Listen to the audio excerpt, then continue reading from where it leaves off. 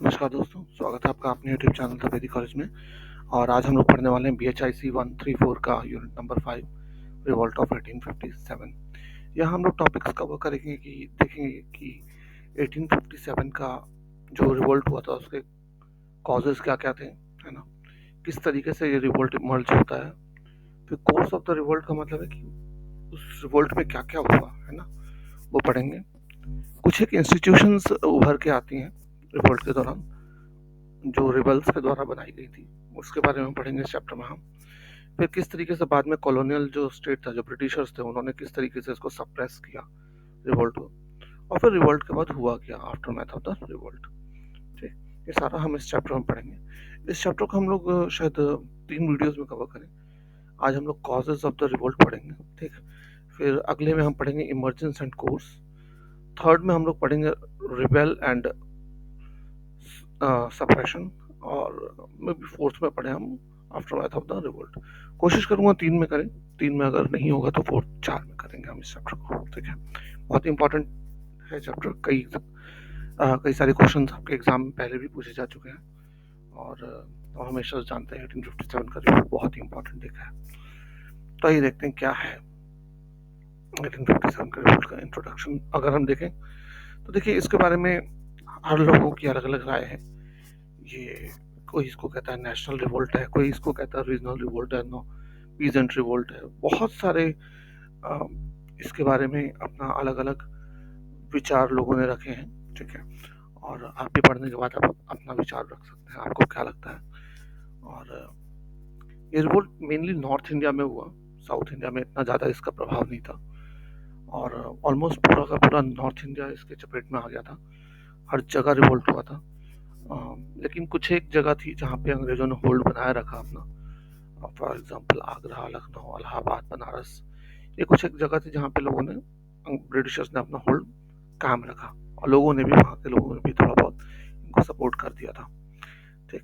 Whereas अगर आप देखो, अवध, रोहिलाखंड, बुंदेलखंड, बिहार और सेंट्रल इंडिया के दूसरे पार्ट्स, यहाँ तो बहुत ही भयानक रिवोल्ट हुआ, ठीक, अंग्रेजों के खिलाफ।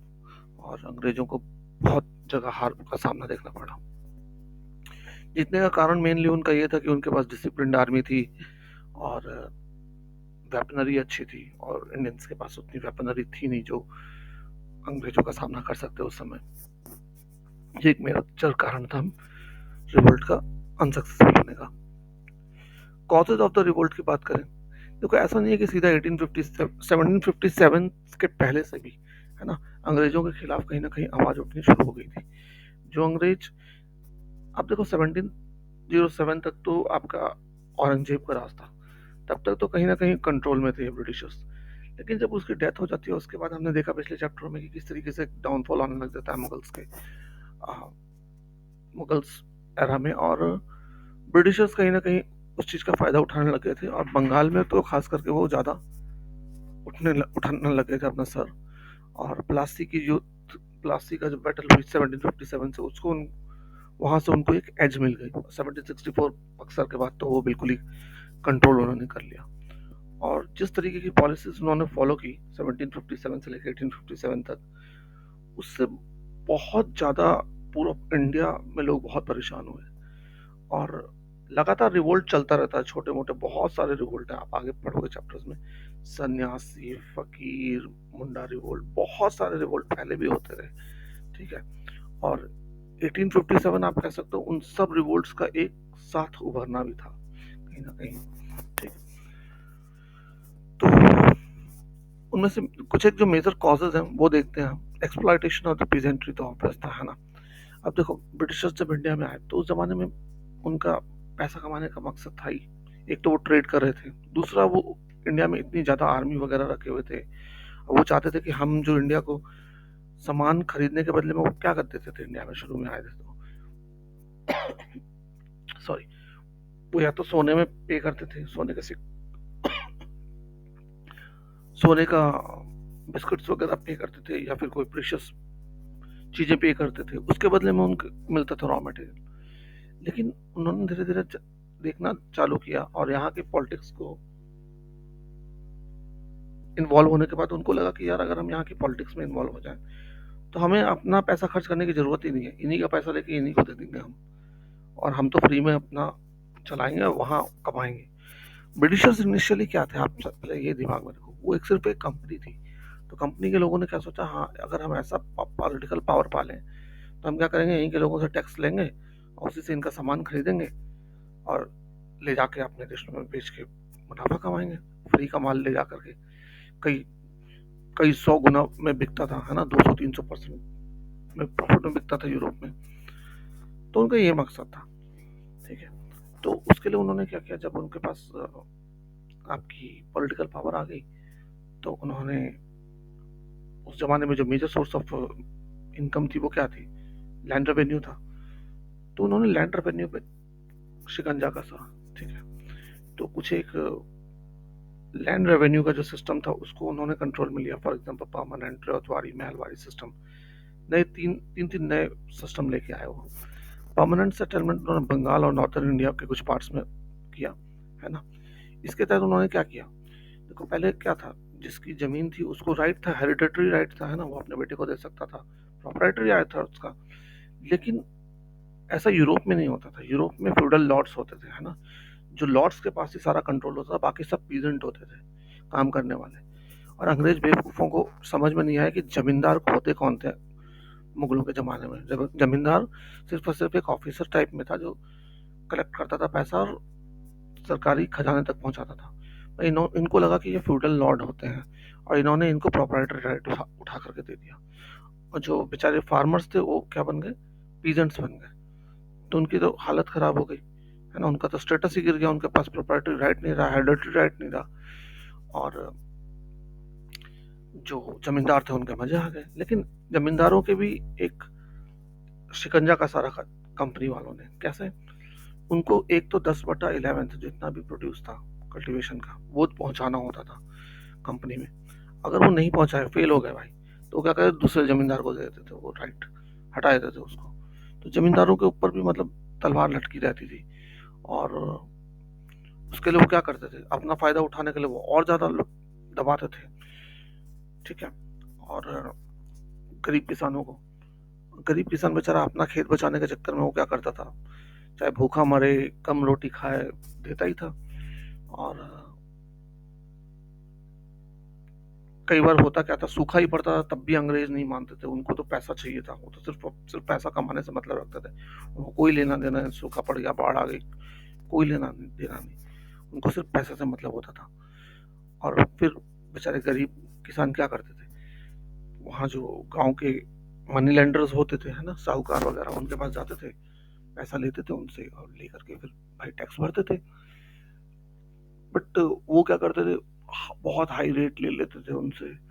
और इस चक्कर में होता क्या था कि बेचारे वही चक्की में पिसते रह जाते थे। एक तरफ कौन हो गया उनका, एक तरफ तो जमींदार वगैरह हो गए, एक तरफ हो गए मनी लैंडर्स हो गए, है ना। तो इस तरीके से जो बेचारा पीजेंट था ना, वो रूरल सोसाइटी में बहुत बुरी तरीके से पिस रहा था। और अगर वो कंप्लेंट लेके भी जाते, मान लो वहाँ के लोकल ऑफिसर के पास भी, इन सारी चीजों को लेकर के, तो वो सुनते भी नहीं थे और तीनों की आपस में साठ गांठ होती थी। तो एक जो बेचारा गरीब किसान था उसका बहुत बुरा हाल था उन जमाने में। और वो सिर्फ इसी ताक में थे कि हाँ भाई कोई तो आवाज उठाओ, हम आपका साथ देंगे।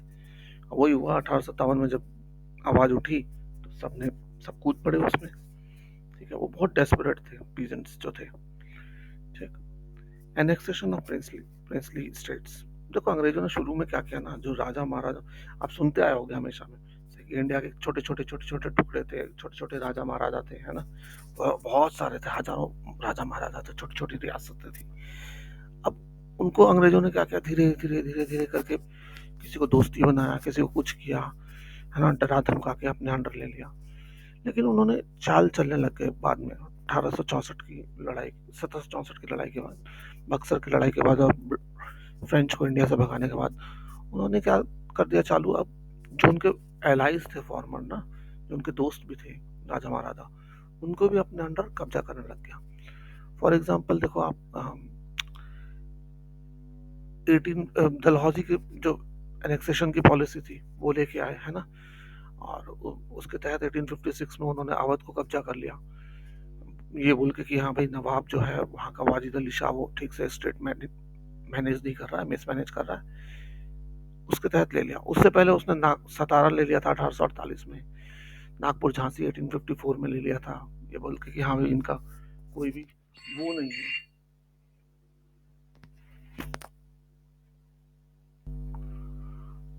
तो इस तरीके से वो लोग क्या कर रहे थे, हर किसी को एनेक्स कर रहे थे, है ना।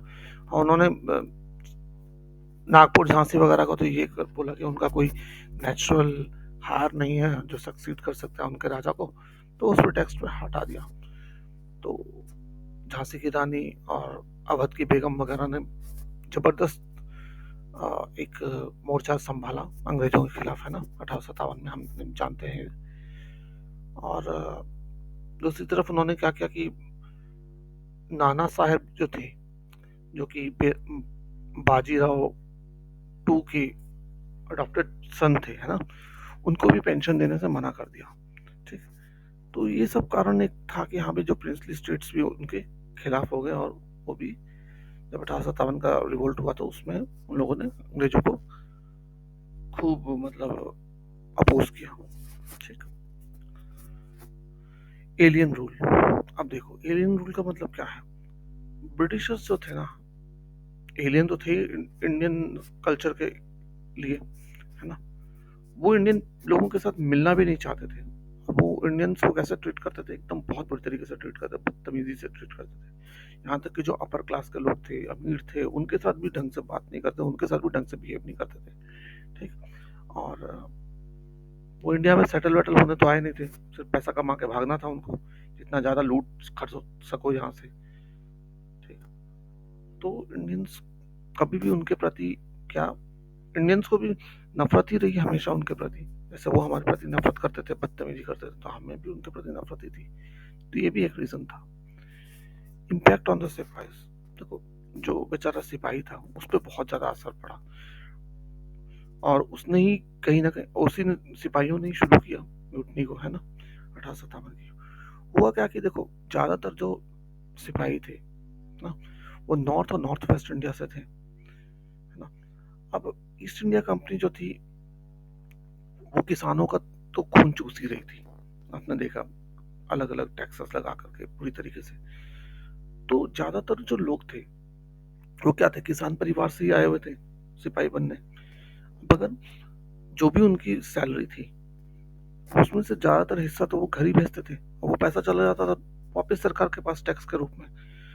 तो उनके पास पैसा बचता ही नहीं था, तो काम तो दुखी तो थे ही, मन से तो दुखी ही रहते थे।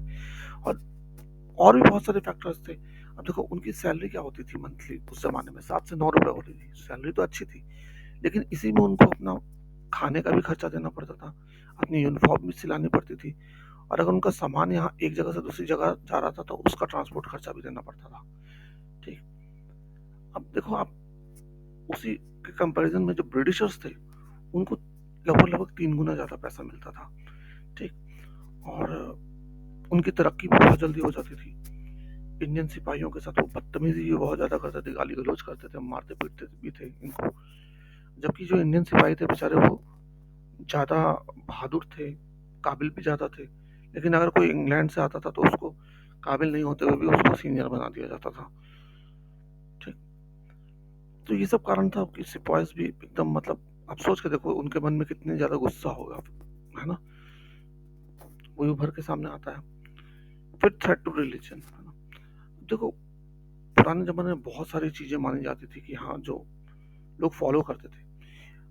अब उनमें से सबसे पहले तो देखो रिलीजन को थ्रेट कैसे माना गया कि क्रिश्चियन जो ब्रिटिशर्स थे और ब्रिटिश आर्मी जो थी, तो ब्रिटिशर्स बाद में क्या करते हैं, क्रिश्चियन मिशनरीज को अलाउ कर देती है कि वो उनको प्रीच करे, है ना, प्रीच करना चालू करती है। तो लोगों के मन में डर बैठने लग गया कि यार ये कहीं हमारा धर्म ने बदलवा दें, है ना। बाकायदा मिलिट्री जो बैरिक्स होते थे वहाँ क्रिश्चियन मिशनरीज आते थे, अपना प्रोपेगेंडा फैलाते थे, है ना। तो लोगों को डर मना रहता था यार ये कहीं हमारा धर्म न भ्रष्ट करते।